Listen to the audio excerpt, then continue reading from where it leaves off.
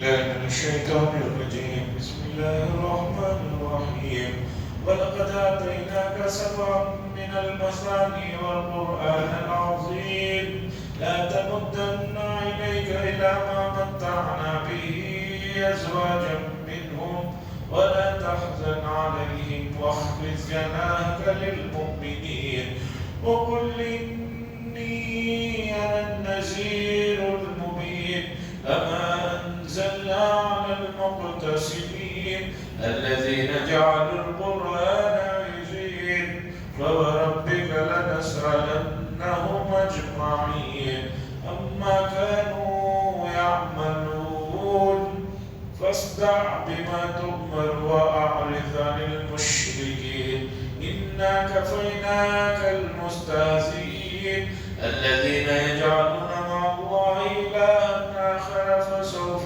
يعلمون ولقد نعلم أنك يضيق صدرك بما يقولون فسبح بحمد ربك وكن من الساجدين واعبد ربك حتى يأتيك اليقين.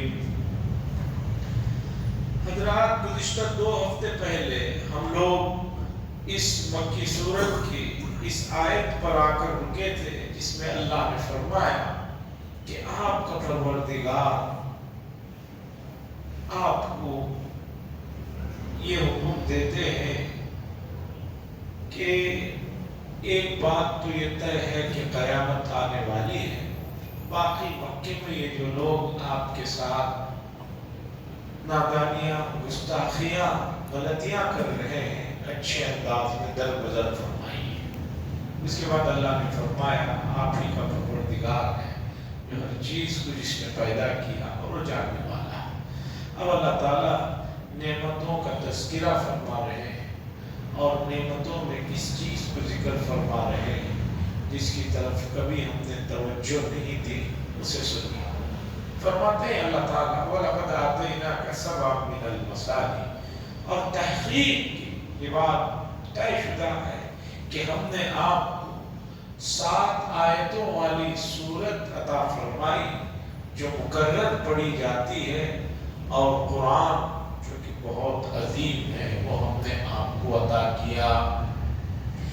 رسول اللہ صلی اللہ علیہ وسلم کے ذریعے سے پوری امت کو یہ بات بتائی جا رہی ہے کہ قرآن مجید کی 7 آیتوں والی جو سورت ہے جو مکرر پڑھی جاتی ہے یہ بہت بڑی نعمت ہے، اور قرآن مجید یہ بہت بڑی نعمت ہے۔ اللہ نعمتوں میں اسے ذکر فرما رہے ہیں۔ مسئلہ یہ ہے کہ ایک چیز کی اہمیت نہ ہو تو سمجھیے کہ آدمی کے سامنے اس کی کوئی حقیقت نہیں ہوتی۔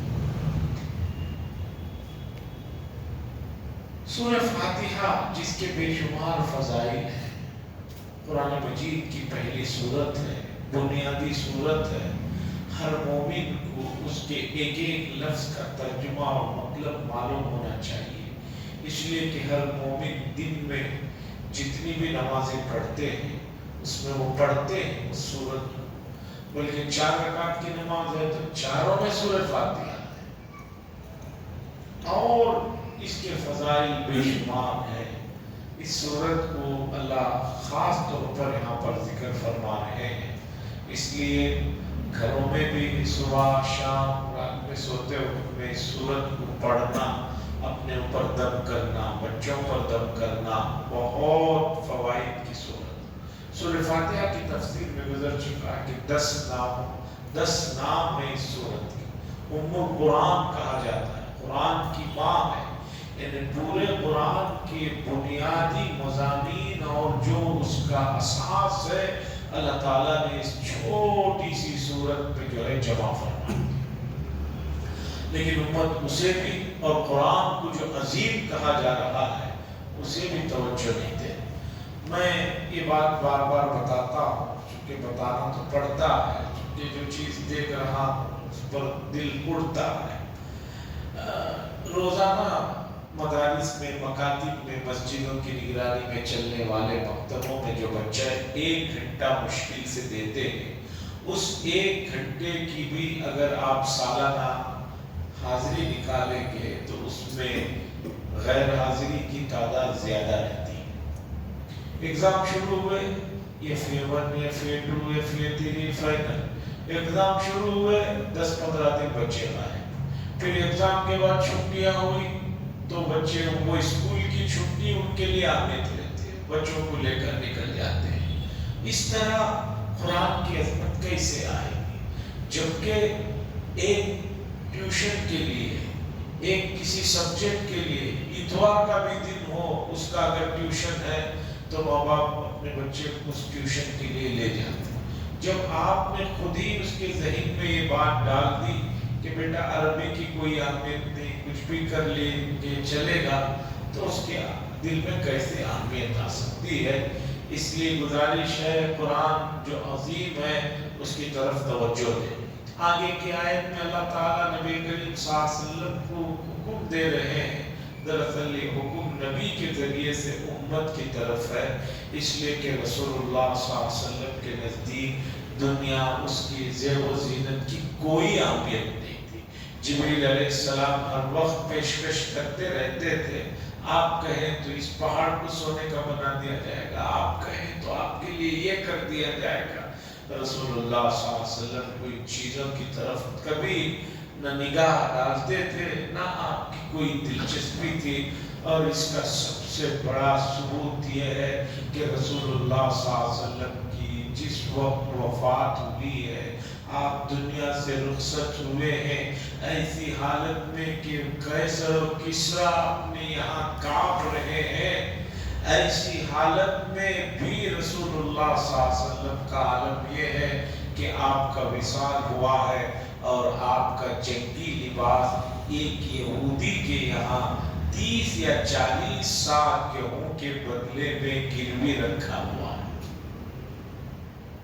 اس سے بڑھ کر اور کوئی دلیل کی ضرورت نہیں۔ کیا فرماتے ہیں؟ سنیے اللہ، لا تمدن عینیک الی ما متعنا، آپ اپنی آنکھوں کو، اپنی نگاہوں کو ان چیزوں کی طرف نہ کیجئے جو ہم نے ان نافرمانوں کو دے رکھی ہے۔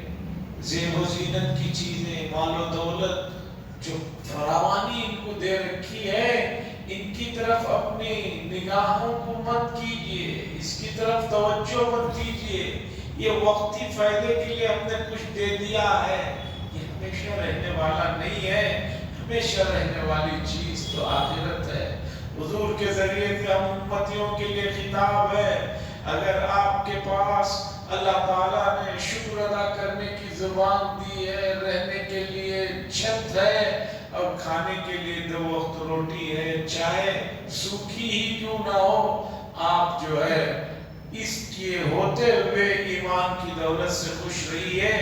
ان لوگوں کو جو نافرمان ہیں، جو کفار ہیں، اپنی فلائٹوں میں آ جڑ رہے ہیں، جن کے بنگلوں کی قیمت کروڑوں اربوں روپے میں ہے، اس چیز کی طرف نظر مت کیجئے۔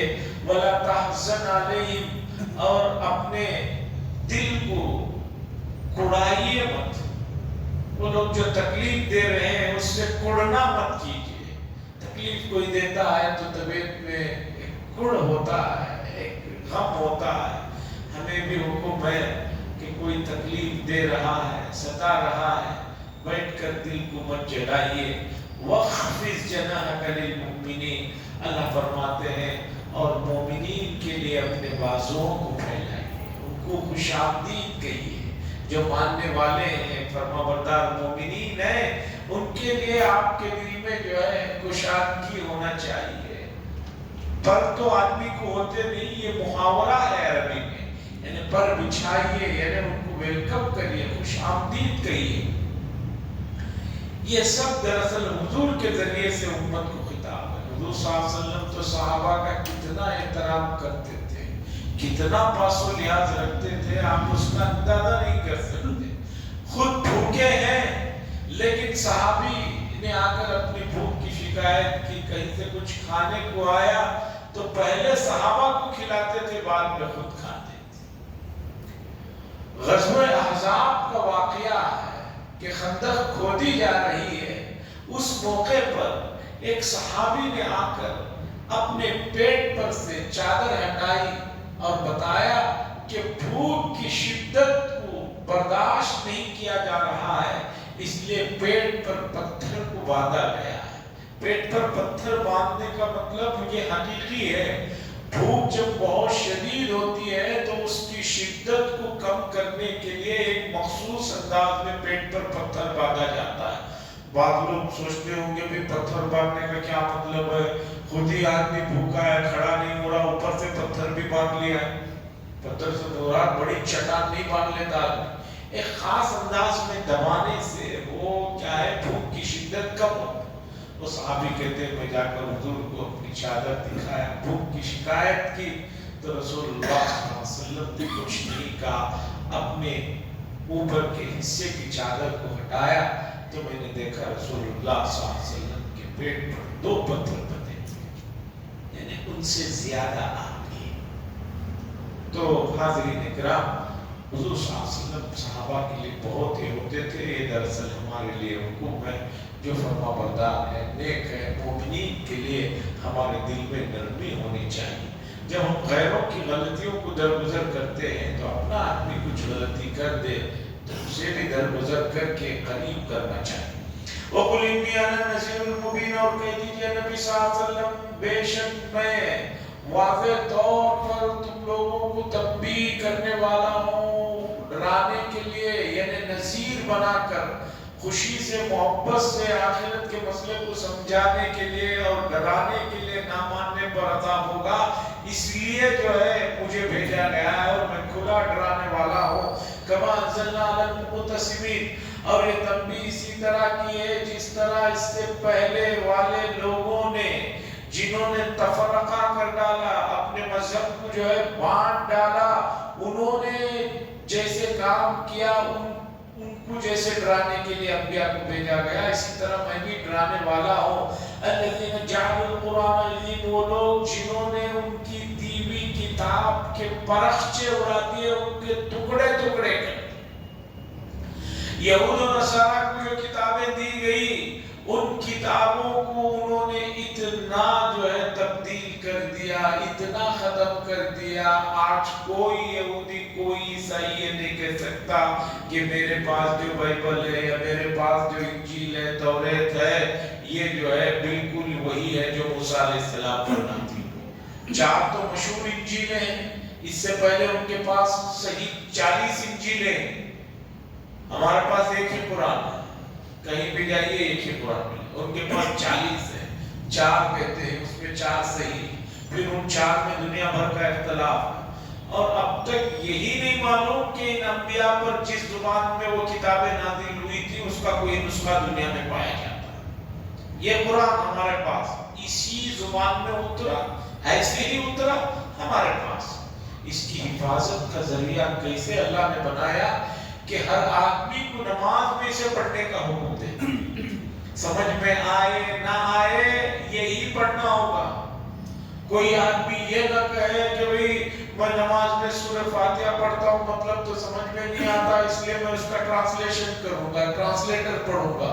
امام صاحب پڑھے، اللہ کے نام سے شروع کرتا ہوں جو بہت مہربان ہے، میں یہاں اردو کی فرمائش کروں گا، بازو کوئی تمل میں فرمائش کریں گے، ادھر کوئی ملیالم میں فرمائش کریں گے، پھر ٹرانسلیٹ سے ٹرانسلیٹ ہوتے ہوتے اللہ کی کتابیں یہ ہو جاتی ہیں۔ یہ قرآن کا معجزہ ہے اور شریعت کا پاکیزہ حکم ہے۔ نماز میں پڑھی جانے والی تمام دعائیں اور تمام چیزیں وہ وہی ہے جو رسول اللہ صلی اللہ علیہ وسلم جس زبان میں پڑھتے۔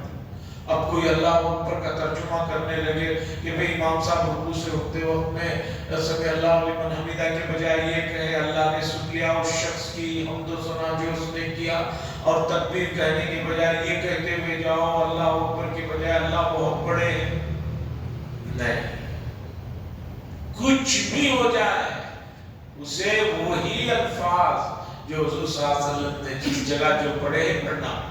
کوئی آدمی یہ نہیں کہہ سکتا میں رکوع کی تسبیح سجدے میں پڑھ لوں گا، سجدے کی تسبیح رکوع میں پڑھ لوں گا، کیا کہیں گے آپ؟ بھولے سے ہو گئی کوئی بات نہیں، جان بوجھ کر کرو گے تو پھر تمہاری نماز کی خیر ہوگی۔ السلام علیکم ورحمۃ اللہ، نماز حضور نے عام طور پر سلام کرتے ہوئے بتایا کہ کمپلیٹ سلام پر 30 نیکیاں ہیں، اور کمپلیٹ سلام یہ ہے السلام علیکم ورحمۃ اللہ وبرکاتہ۔ اب کوئی فرمائش کرنے لگے بھی وہاں تو 30 نیکیاں، پورا سلام کرنے کا حکم ہے، امام صاحب سے کہو آج سے جو ہے السلام علیکم ورحمۃ اللہ وبرکاتہ بھی کہیں۔ نصارہ نے اسی طرح اپنے مذہب کو برباد کیا، ان کے ہاں بھی روزوں کی تعداد 30 ہی تھی، ہوا کیسا اب ان کے ہاں 60 ہو گئی ہے۔ ہوا کیسے 60؟ ہوا یہ کہ جو ہے نصارہ کے لوگوں نے کہا کہ بھئی یہ روزے سال بھر گھوم پھر کر آتے ہیں، کبھی کبھی گرمی کے موسم میں آ جاتے ہیں، تو گرمی میں رکھنا بڑا مشکل ہوتا ہے، اس لیے ایسا کیا جائے اسے ہمیشہ ٹھنڈ کے موسم میں رکھ دیا جائے، لیکن 30 کی بجائے اس میں 10 روزے بڑھا لی جائے۔ تو آپ کو تو معلوم ہے مرزا غالب کا ایک شعر ہے، یہاں کیا دلی میں گدھوں کی کیا کمی ہے، ایک ڈھونڈو 1000 ملتے، تو جتنے بھی بازو بیوقوف بیٹھے ہوئے تھے انہوں نے کہا بہت اچھا آئیڈیا ہے۔ تب آئندہ سال سے انہوں نے طے کر دیا کہ بھئی اس روزے سردی کے موسم میں رکھے جائیں گے، دسمبر میں ہمیشہ ہوں گے، کچھ بھی ہو جائے، لیکن 30 کی جگہ 40 رکھے، 40 کر دیا نصارہ نے۔ چند سال کے بعد عیسائیوں کا جو بڑا بادشاہ تھا وہ بیمار ہو گیا، تو اس بادشاہ کو خوش کرنے کے لیے یہ طے کیا گیا کہ ہمارے بادشاہ کی طبیعت اچھی ہو گئی تو آئندہ سال سے ہم لوگ 10 روزے اور رکھیں گے زیادہ۔ بادشاہ اچھا ہو گیا، تو اب ان لوگوں نے کہا کہ اب 40 کے بجائے 50 رکھیں۔ پھر ایک عرصہ گزرا، ایک اور بادشاہ تھا، وہ بیمار ہوا، تو اسے بھی خوش کرنے والے جو اس کے آس پاس بیوقوف تھے انہوں نے کہا کہ پہلے ایسا ہوا تھا، اب آپ کی بھی صحت کے لیے ضروری ہے کہ کچھ اس طرح کیا جائے۔ ان کے بلایا گیا بڑوں کو، وہ لوگ تو انتظار میں رہتے تھے کہ ان کو خوش کرنا ہے، انہوں نے کہا کہ بھئی اب 10 روزے اور ہم لوگ زیادہ رکھیں گے اگر بادشاہ اچھا ہو۔ وہ بھی اچھا ہو گیا، اب 60 روزے ہو گئے۔ لوگوں نے کہا کہ بھئی یہ 60 روزے تو بہت مشکل ہے، تو ان کے لوگوں نے بیٹھ کر اسے کیا اچھا اس میں مشکل کی کیا بات ہے، بھئی بھوکے پیاسے رہنا پڑتا ہے۔ تو کہا کہ بھئی اب ہم نے روزوں کے لیے ایک سہولت یہ کر دی ہے، اس میں کوئی پکی ہوئی چیز نہیں کھا سکتے، باقی سب چیزیں کھا سکتے۔ فروٹ پکا ہوا نہیں ہے، کوئی آدمی کھجور کھانا چاہے کھا سکتا ہے، کچا دودھ پینا چاہے اپنی کا وہ پی سکتا ہے، کوئی چیز پکی ہوئی نہ ہو۔ ایسے روزے تو کوئی ہم سے رکھا ہے تو پورا سال رکھیں گے بھی، فروٹ پر، کھجوروں پر اور اس طرح کی وٹامن کی چیزوں پر۔ تو پانی کے علاوہ اور پکی ہوئی چیزوں کے علاوہ انہوں نے تمام چیزوں کو اجازت دی۔ تو اللہ فرما رہے ہیں الذین جعلوا القرآن عظیم، وہ لوگ جنہوں نے اپنی کتابوں کے پرخ سے اڑا دیے۔ اب آگے کی آیت سنیے، فَوَرَبِّكَ لَنَسْأَلَنَّهُمْ أَجْمَعِينَ، بس آپ کے رب کی قسم ہے، البتہ اللہ تبارک و تعالیٰ فرماتے ہیں آپ کے رب کی قسم ہے ہم ہر ایک سے سوال کریں گے۔ اس آیت کو ذرا غور سے توجہ سے ذہن میں محفوظ فرمائیے۔ مفسرین نے اس آیت کے ذہن میں لکھا ہے کہ قیامت کے دن ہر آدمی سے سوال ہوگا۔ ایسا نہیں کہ بھی بہت بڑی تعداد ہے تو پورے وہ ایک اسٹیٹ والوں سے کسی ایک کو پوچھ لیا جائے بات ختم ہو جائے گی، نہیں۔ فَوَرَبِّكَ لَنَسْأَلَنَّهُمْ، عربی گرامر پڑھنے والے جانتے ہیں اللہ قسم کھا کر کہہ رہے ہیں لَنَسْأَلَنَّهُمْ، ضرور بھی ضرور ہر ایک سے اجمعین ہم لوگ سوال کریں گے۔ حدیث میں آیا ہے کہ کیا سوال ہوگا؟ سوال ہوگا کلمہ لا الہ الا اللہ سے متعلق سوال ہوگا کہ تم نے کلمہ لا الہ الا اللہ میدان الستو میں جو کہا تھا اس پر تم قائم رہے دنیا میں یا نہیں۔ اور ایک صحابی فرماتے ہیں کہ رسول اللہ صلی اللہ علیہ وسلم نے فرمایا کہ اللہ تبارک و تعالی ہر اس شخص کو جو اخلاص کے ساتھ کلمہ کہے گا، اس سوال کا وہ جواب ہوگا، اسے جنت میں داخل فرمائے۔ صحابہ نے فرمایا اخلاص سے کلمہ کہنے کا کیا مطلب ہے؟ کلمہ تو معلوم ہے لا الہ الا اللہ، اخلاص سے کیا مطلب ہے؟ حضور صلی اللہ علیہ وسلم نے فرمایا کہ اس کلمے کو پڑھنے والا اگر اللہ کے احکامات پر عمل نہ کرے اور گناہوں سے نہ بچے تو سمجھو کہ اس نے اخلاص سے کلمہ نہیں کہا۔ کلمہ اخلاص سے کہے پھر نافرمانی کرے، گناہ کرے، فرما برداری اللہ کی نہ کرے، ایسا نہیں ہو سکتا۔ اب ہر آدمی سوچ لے، ہر آدمی کہتا میں بڑے اخلاص سے کہہ رہا ہوں۔ حضور بتا رہے کہ اخلاص کا مطلب یہ ہے کہ گناہوں سے بچے ہو، احکامات پر جو فرض کیے گئے ہیں اس پر عمل کرے، تو اللہ تعالیٰ ہر ایک سے قیامت کے دن سوال کریں گے، اما کانوا یعملون، کہ تم نے کیا کچھ کیا ہے اس کے بارے میں سوال کریں گے۔ اب آگے کی آیت میں مکے میں وہ وقت آ گیا کہ جس میں مسلمانوں کو طاقت اور ہمت اور تعداد بڑھ گئی۔ اللہ فرما رہے فاصدع بما تؤمر، اب کھلے عام علن اعلان اللہ کے احکامات کو سنائیے۔ پہلے تو شروع کے زمانے میں خفیہ طریقے پر ایک دوسرے کو کہیں بٹھا کر اسلام کی بات کی جاتی تھی، جب طاقت بڑھ گئی، تعداد پوری ہو گئی، تو اللہ نے فرمایا فاصدع بما تؤمر، آپ جو ہے زور سے علن اعلان اللہ کے حکم کو سنائیے۔ وَأَعْرِضْ عَنِ الْمُشْرِكِينَ، اور یہ جو مشرکین حرکتیں کر رہے ہیں ان کی طرف آپ توجہ نہ دیجیے، ان کو درگزر کیجیے۔ کیوں؟ إِنَّا كَفَيْنَاكَ الْمُسْتَهْزِئِينَ، بے شک جو لوگ آپ کا مذاق اڑا رہے ہیں ان کے لیے ہم کافی ہیں۔ نبی کو تسلی دی جا رہی، إِنَّا كَفَيْنَاكَ الْمُسْتَهْزِئِينَ، بے شک ہم کافی ہیں ان مذاق اڑانے والے۔ مفسرین نے لکھا ہے کہ خاص طور پر مکے میں 5 بڑے ہی نامعقول اور بہت زیادہ مذاق کرنے والے تھے، ان کو جبریل علیہ السلام کے اشارے سے ایک ہی ساتھ ان 5 کا قلاقمہ کر دیا گیا، انہیں ختم کر دیا۔ وہ ہیں عاص بن وائل، اسود بن مطلب، اسود بن عبد یغوث، ولید بن مغیرہ، حارث۔ یہ 5 آدمی تھے جو بہت زیادہ پیش لیتے تھے۔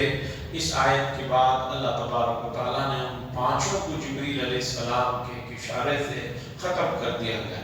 الذین یجعلون مع اللہ الہا آخر فسوف یعلمون، وہ لوگ جنہوں نے اللہ کے علاوہ معبودوں کو معبود بنا رکھا ہے، اللہ کے علاوہ جنہوں نے بتوں کو معبود بنا رکھا ہے، فسوف یعلمون، پس وہ قریب جان لیں گے، کیا ہونے والا ہے وہ جان لیں گے۔ اب آگے اللہ تبارک و تعالیٰ نبی کریم صلی اللہ علیہ وسلم تسلی دے رہے ہیں، وَلَقَدْ نَعْلَمُ أَنَّكَ يَضِيقُ صَدْرُكَ بِمَا يَقُولُونَ، اور تحقیق اور یہ بات ہمیں معلوم ہے، ہم جانتے ہیں بے شک آپ کا دل تنگ ہوتا ہے، آپ کا دل تنگ ہوتا ہے، آپ کو کوفت ہوتی ہے جو کچھ لوگ مکے کے بکواس کرتے رہتے ہیں، اس سے آپ کا جو دل تنگ ہو رہا ہے، ہمیں معلوم ہے یہ چیز کہ ان چیزوں سے جو آپ کو تکلیف ہو رہی ہے ہمیں معلوم ہے، آپ گھبرائیے نہیں۔ اور جب کبھی آپ کا دل ان لوگوں کی باتوں سے تنگ ہونے لگے، اللہ نے آگے نسخہ بتایا، فَسَبِّحْ بِحَمْدِ رَبِّكَ، آپ اپنے رب کی تسبیح بیان کیجیے۔ جب بھی دل گڑ رہا ہے، اس گڑن سے نکلنے کا آسان نسخہ یہ ہے کہ آپ اللہ کی حمد و ثنا بیان کیجیے۔ کیوں کسی بھی مصیبت کے موقع پر کیا پڑھنے کے لیے کہا گیا؟ اِنَّا لِلَّهِ وَإِنَّا إِلَيْهِ رَاجِعُونَ، کوئی بھی غم اور پریشانی ہے اس سے نکلنے کے لیے کہا گیا لا حول ولا قوت الا باللہ پڑھو۔ آدمی جب اللہ کے اس ذکر کو شروع کرتا ہے، تسبیح بیان کرتا ہے، اس کی برکت سے وہ جو گڑن ہوتی ہے، وہ جو پریشانی ہوتی ہے، وہ کم ہو جاتی ہے۔ نام کی تاثیر ہے، اسی لیے امت مسلمہ میں خودکشی دوسروں کے مقابلے میں نہیں ہونے کے درجے میں ہے۔ دوسرے لوگ جب پریشان ہوتے ہیں اسی کو سوچتے ہیں تو غلط قدم اٹھاتے ہیں، خودکشی کر لیتے ہیں۔ ہمارے لیے کیا شریعت میں حکم ہے؟ جب پریشانی ہو 2 رکعت نماز پڑھو، اللہ کا ذکر کرو، قرآن کھولو، درود پڑھو، انشاءاللہ العزیز آپ کو جو ہے آسانی ہو جائے گی۔ فسبح بحمد ربک، تسبیح بیان کیجئے، اپنے رب کی حمد بیان کیجئے، وقم من الساجدین، اور سجدہ کرنے والوں میں سے ہو جائیے، یعنی سجدہ کیجئے، نماز پڑھیے۔ وَاعْبُدْ رَبَّكَ حَتَّى يَأْتِيَكَ الْيَقِينُ، اللہ فرماتے ہیں تمہارے رب کی عبادت کرتے رہو یہاں تک کہ یقین آ جائے۔ یقین سے مراد آدمی کا آخری وقت ہے، موت ہے۔ اللہ فرما رہے ہیں آدمی کو اللہ کی عبادت موت تک کرنا ہے۔ ایسا نہیں کہ بھئی جوانی میں تھوڑی نمازیں پڑھ لی اس کے بعد چھوڑ دیا، نہیں، ہم نے جوانی میں بہت پڑھے، بہت پہلے کی بات ہے۔ اگزام سعودی عرب سے آئے تو میں نے کہا بھی سعودی سے تو آئے، نماز میں نظر نہیں آئی، تو صاحب کہنے حضرت بہت پڑھے ہو حضرت سعودی میں، وہاں دل چاہو نہ چاہو دکان بند کرنا، زبردستی لے لے چاہتے تھے، بہت پڑھی ہو حضرت وہاں نماز، آپ ذرا دن تو بھی فرصت دینا۔ اب آپ سوچیے کہ ایک آدمی عبادت کو اس طرح دیکھ رہا ہے، مجبوری میں کر رہا ہے، اور یہ سمجھ رہا ہے کہ میں نے بڑی نمازیں پڑھ لی، 2 سال بہت نمازیں پڑھ لی، یہ سوچ ٹھیک نہیں ہے۔ اللہ فرماتے ہیں وَاعْبُدْ رَبَّكَ، تمہارے رب کی عبادت کرتے رہو، حَتَّى يَأْتِيَكَ الْيَقِينُ، یہاں تک کہ یقین آ جائے۔ یقین سے مراد موت کا آنا ہے، موت تک آدمی کو اللہ کی فرما برداری کرنا ہے۔ یہ سورت تھی جو سورہ ہجر کہلاتی ہے، جس میں حضرت صالح علیہ السلام کا تذکرہ ہوا۔ اب آگے جو سورت شروع ہونے جا رہی ہے اس کا نام ہے، اس میں لکھا ہوا نام ہے سورۃ النحل۔ اس سورت کا نام عام طور پر لکھا جاتا ہے سورۃ النحل۔ نحل مکھی کو، شہد کی مکھی کو کہتے ہیں۔ اس سورت کی آیت نمبر 68 میں اللہ تعالیٰ نے مکھیاں، شہد کی مکھیاں جو شہد کا چھتا بناتے ہیں، ان کا اس شہد سے جو فوائد ہے، وہ جو نظام ہے، اس کا تذکرہ فرمایا۔ اس حساب سے اس کو سورۃ النحل بھی کہا جاتا ہے، لیکن اس کا ایک اور نام ہے، اس سورت کا نام ہے نعم، نون کے کسرے زیر کے ساتھ۔ نعم کے معنی ہے نعمتوں کی جمع۔ اللہ تعالیٰ نے مکہ المکرمہ میں نازل ہونے والی اس سورت میں اپنی نعمتوں کا تذکرہ فرمایا۔ لوگوں دیکھو ہماری یہ نعمتیں تمہیں مل رہی ہیں، پھر کیا ہے کہ تم جو ہے نافرمانی پر تلے ہوئے ہو۔ یہ 16ویں سورت ہے قرآن مجید کے ترتیب کے حساب سے، قرآن کی ترتیب کے حساب سے سورہ فاتحہ، سورہ بقرہ، اس ترتیب کے حساب سے 16ویں سورت ہے، اور نزول کے اعتبار سے 70ویں سورت ہے۔ مکہ المکرمہ میں کل 85 سورتیں نازل ہوئی، یہ 70ویں سورت ہے۔ اس میں 16 رکوع ہیں اور 188 آیتیں ہیں۔ پہلی آیت جو اس میں ہے اسے سمجھیے، بسم اللہ الرحمن الرحیم، اللہ کے نام سے شروع کرتا ہوں جو بہت مہربان اور سب پر مہربان۔ اتی امر اللہ فلا تستعجلوا، اللہ کا حکم آن پہنچا ہے، فلا تستعجلوا، پس جلدی مت مچاؤ۔ عربی زبان بڑی گہری اور بہت پیاری اور بہت وسیع زبان ہے۔ عربی کے بعض چیزوں کا مکمل ترجمہ یا ترجمانی نہیں ہو سکتا۔ عطا یہ ماضی کا صیغہ ہے۔ اللہ فرما رہے ہیں اللہ کا حکم آن پہنچا ہے، بس جلدی مت کرو۔ یعنی جو عذاب کی تم لوگ مکے والے جلدی کر رہے ہو وہ آ چکا ہے، حالانکہ مکے میں عذاب اس وقت نہیں آیا تھا۔ عربی گرامر پڑھنے والوں کو مسئلہ سمجھ میں آئے گا کہ کوئی چیز یقیناً ہونے والی ہے، فیوچر میں کل ایک چیز ہونے والی ہے اور پکا یقین ہے کل یہ چیز ہونے والی ہے، تو اس تاکید کو، اس یقینی چیز کو بتانے کے لیے عربی میں ماضی کا صیغہ استعمال کرتے ہیں۔ جو کل ہونے والی چیز ہے یقینی، آلریڈی سمجھو کہ وہ ہو چکی ہے، جیسے ہو چکی ہوئی چیز میں کوئی شک نہیں۔ مثال کے طور پر کل سرکاری چھٹی تھی، اس میں کسی کو شک نہیں، انہیں پکی باتیں ہو چکی ہیں. تو اسی طرح کسی بات کو تاکید کے طور پر گزر آنے والی چیز, ہونے والی یقینی چیز کو بتانے کے لیے ماضی کا صیغہ, پاسٹ کا صیغہ لا کر بتایا جاتا ہے کہ جو عذاب کی جلدی بچا رہے ہو وہ آ چکا ہے. اور مفسرین نے کہا یہاں امر اللہ سے مراد اللہ کا امر آ چکا ہے, اس سے مراد قیامت ہے.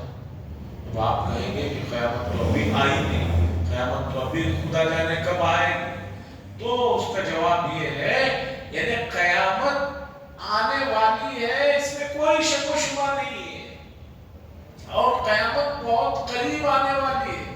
ہاں آپ کے حساب سے 200 سال بعد آ رہی ہے تو آپ سمجھ رہے ہیں کہ 200 سال بڑی مدت ہے, لیکن اللہ کی یہاں جو زمانے کی وقت کی جو صورتحال ہے اس حساب سے کوئی دیری بات نہیں ہے. قرآن نے کہا 50,000 سنہ, میدان محشر میں ایک دن 50,000 سال کے برابر. 50,000 سال کا ایک دن ہوگا تو آپ سوچئے کہ وہ ایک دن کتنا بڑا ہوگا.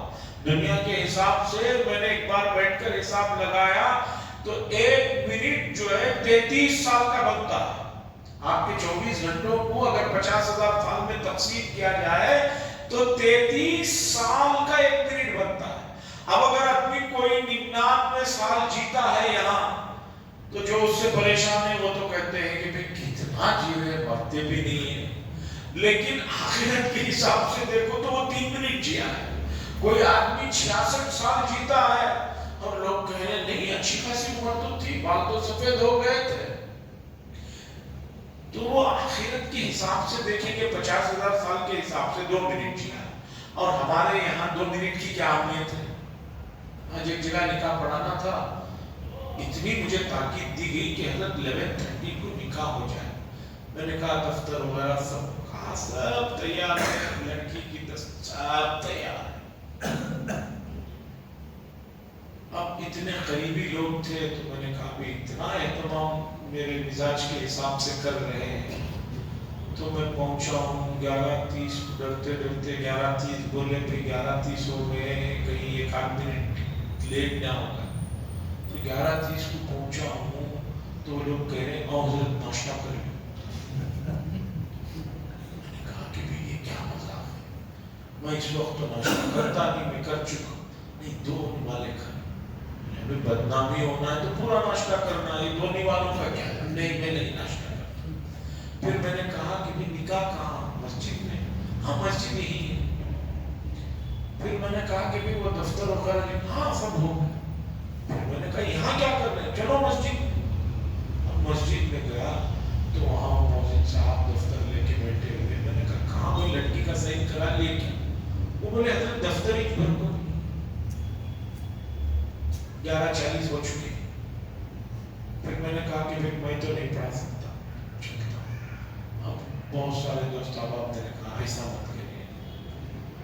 پھر دفتر لکھایا, اس میں ایک صاحب مجھ سے کہہ رہے ہیں جلدی مت لکھو, سکون سے لکھو. میں نے کہا بھائی بیٹھ کے لکھ رہا ہوں, سکون سے نکلنے کا کیا مطلب, اٹھ کے کھڑے ہو کے لکھو. پھر دفتر لکھا گیا, صحیح ہوا. لڑکی یہاں چھے, یہاں چھے. میں نے کہا مسجد کے پاس ہی بلا کر آپ نے کہا لڑکی کو جو یہاں چھے, یہاں چھے. تو یقین مانیے لوگوں کو اب مثال کے طور پر بعد میں نے کہا کہ بھئی یہ تو لیٹ ہو گیا. تو لوگ کہہ رہے کتنا لیٹ ہو گیا تھا, آوریج میں 35 منٹ لیٹ ہوا. تو ایک آدمی کے نزدیک 35 منٹ کی کوئی اہمیت نہیں. تو آپ سوچئے اسی طرح 66 سال کیا ہے, 2 منٹ ہے آخرت کے حساب سے, کیا ہو کچھ سے بڑی بات ہے.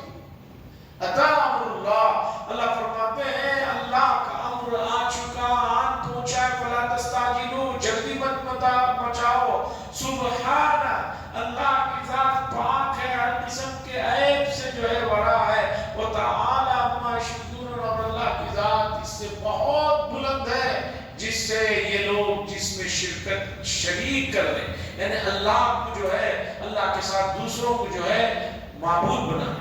ينزل الملائكة بالروح من أمره على من يشاء من عباده أن أنذروا أنه لا إله إلا أنا فاتقون. اللہ فرماتے ہیں, اللہ تبارک و تعالی نازل فرماتے ہیں فرشتوں کو بالروح, اس شخص پر پر اپنا امر دے کر جسے وہ اپنے بندوں میں سے چاہے، اللہ جسے چاہتے ہیں اس کے پاس وہی بھیجتے ہیں، نبی منتخب کرتے ہیں۔ تمہیں کیا مسئلہ ہے کہ بھئی ان کو کیوں نبی بنا دیا گیا، ان کو کیوں نہیں بنایا؟ اللہ کا حکم ہے، اللہ کی مرضی ہے، جسے چاہے اللہ نبی بنائے۔ یہ کہ آپ ڈرائیے ان لوگوں کو اور کہیے کہ نہیں ہے اللہ کے علاوہ کوئی معبود، میں جو ہے تمہیں ڈراتا ہوں، یعنی تقوی کا حکم دیتا ہوں۔ خلق السماوات والارض بالحق، اللہ تعالیٰ نے آسمان کو اور زمینوں کو پیدا کیا ہے بر مقصد، حق کے ساتھ کا مطلب ایک مقصد کے لیے پیدا کیا ہے، بیکار نہیں پیدا کیا۔ تعالی عما یشرکون، اللہ تعالیٰ کی ذات بہت بلند و بالا ہے اس چیز سے جو اس کی ذات میں لوگ شریک کریں۔ خلق الانسان من نطفہ، اللہ فرماتے ہیں ہم نے انسان کو نطفے سے پیدا کیا۔ فَإِذَا هُوَ خَصِيمٌ مُّبِينٌ، اب دیکھو اس کا عالم یہ ہے کہ یہ جھگڑا کر رہا ہے اللہ کی ذات کے بارے میں، لوگ جھگڑا کر رہے ہیں، اور پیدا کس سے ہوئے ہیں؟ ایک ناپاک قطرے سے پیدا ہوئے ہیں۔ ایک بادشاہ نے کسی ولی کو بلا کر پوچھا کہ جانتے ہیں میں کون ہوں؟ انہوں نے کہا اچھی طرح جانتا ہوں، تم ایک انتہائی گندی چیز سے بنائے گئے اور چند دنوں کے بعد لے جا کر تمہیں کیڑوں میں ڈال دیا جائے گا۔ اب اس درمیان میں جو تمہاری شخصیت ہے جو اپنے پیٹ کے اندر دنیا بھر کی گندگی کو لے کر پھر رہی ہے، تو پھر تکبر کس چیز پر؟ آدمی کے پیٹ میں کتنی گندگی ہوتی ہے، کبھی کچھ ہو جائے تو پتہ چلتا آدمی سنتا ہے کتنے بار جا رہا ہوں، مسئلہ ختم ہی نہیں ہو رہا ہے۔ خلق الانسان من نطفہ، اللہ فرماتے ہیں ہم نے انسان کو پیدا کیا نطفے سے، بس دیکھو وہ جھگڑا بھی بن گیا۔ والانعام خلقا، اللہ فرماتے ہیں اور ہم نے چوپاہوں کو پیدا کیا تمہارے فائدے کے لیے، لکم فیہا دفء، اس سے تمہیں سردی سے بچتے ہو۔ جانوروں میں جس کا اون نکال کر کپڑے بنائے جاتے ہیں، سردی سے تم بچتے ہو، ان جانوروں سے تمہیں لباس جو بنتا ہے وہ سردی سے تم بچتے ہو۔ وہ منافع، اور بھی بہت ساری ان جانوروں سے تمہیں فائدے ہیں، وہ منھا تاکلون، اور اسی میں سے کھاتے ہو۔ آگے بھی اللہ تبارک و تعالیٰ نے اللہ کی نعمتوں کو ذکر فرمایا، اللہ سے دعا فرمایا اللہ تبارک و تعالیٰ ہمیشہ شکر ادا کرنے والے زبان اور دل سے اللہ کی طرف متوجہ رہنے والا قلب سلیم سب کو عطا فرمائے، اور امت مسلمہ کو صحیح سمجھ عطا فرمائے، خاص طور پر دنیا بھر کے جو حالات ہیں ان کو دیکھنے، سمجھنے اور اس سے عبرت حاصل کرنے کی توفیق نصیب فرمائے، اور ان مظلوموں کو اللہ تبارک و تعالیٰ راحت نصیب فرمائے، اور اللہ کے جو عذابات کو دیکھ کر بھی لوگ نہیں سمجھ رہے ہیں ان کو صحیح سمجھ عطا فرمائے۔ جیسے کہ گزشتہ 2 ہفتوں سے امریکہ کی 2-3 ریاستیں طوفان کی زد میں جو برباد و تباہ ہوئی ہے، ان کو ری بلڈ کرنے کے لیے جتنا پیسہ چاہیے امریکہ کی حکومت دے رہی ہے، ہمارے پاس اتنا بجٹ نہیں ہے۔ صرف فلوریڈا کو ری بلڈ کرنے کے لیے $200 بلین کی ضرورت ہے۔ $200 بلین کی ایک ان کا موٹا اندازہ ہے، جب اتریں گے تو اس میں اور بھی بڑھ جاتا ہے۔ آپ کو تو معلوم بھی ہے کہ بلڈنگ بناتے وقت پروگرام رہتا ہے 1 کروڑ کا، لیکن بنتے بنتے 2.25 کروڑ ہو جاتی ہے۔ آدمی شادی کے لیے اٹھتا ہے، اس کا بجٹ رہتا ہے 1 لاکھ کا، لیکن شادی ہوتے ہوتے ہوتے وہ قرض داری بن جاتا ہے، اس لیے کہ جو آدمی آتا مشورہ دیتا بھئی کھانے کا تو کر ہی رہے ہو، اس میں 2-3 ڈشیں اور بڑھا، بھئی کپڑے تو سلا ہی رہے ہو، وہاں سلانے کی بجائے وہاں سلانا، جوتے تو لے ہی رہے ہو، شادی تو زندگی میں ایک بار ہوتی ہے، یہ ایک بار ہوتی ہے، یہ ایک بار ہوتی ہے، یہ کہہ کر اس آدمی کا پورا جو بجٹ رہتا ہے وہ تباہ و برباد ہو گیا۔ ہر چیز میں یہ کہتے ہیں بھئی ایک بار ہو رہا ہے، یہ بھی ہو جانا چاہیے، یہ بھی ہو جانا چاہیے۔ ہم امت کی فضول خرچی کا عالم دیکھیے۔ 2 ہفتے پہلے ایک شادی ہوئی تو فخر سے وہ صاحب بتا رہے تھے شادی کو دھوم کی حضرت آنا چاہیے، میں بولا دیکھیں گے۔ پھر آگے انہوں نے بتایا ذرا اندازہ لگاؤ 12 لاکھ کا ڈی جے پر خرچہ آ رہا ہے. سلمان کی شادی ہے اور وہ بتا رہا ہے کہ 12 لاکھ کا کنٹریکٹ میں نے جو ہے وہ صرف آئے ہوئے مہمانوں کو پر لطف بنانے کے لیے ڈی جے پر خرچ کر رہا ہوں. 12 لاکھ کا کنٹریکٹ. سوچیے کہ امت کہاں فضول خرچی میں برباد. اچھا اس کے باوجود اس نکاح کے بعد ایک صاحب نے بتایا کہ وہ جو مسجد کی فیس ہوتی ہے نکاح کی اس میں آنا تھا نہیں. 1500 کیوں ہے, 2000 کیوں ہے, کم کیوں نہیں رکھتے؟ 12 لاکھ ڈی جے دینے کے لیے تیار ہے. لیکن مسجد کو اس موقع پر بھی دفتر کے بھی تو کاغذات اسی پیسے سے مسجد کے اخراجات سب وہ دینے کے لیے آنا تھا اور 12 لاکھ کے لیے کوئی مسئلہ نہیں. دعا فرمائے اللہ تبارک و تعالیٰ کی الحمدللہ رب العالمین والعاقبۃ للمتقین والصلاۃ والسلام علی سید المرسلین وعلی آلہ وصحبہ اجمعین. صلی اللہ تعالی وسلم علی خیر محمد وعلی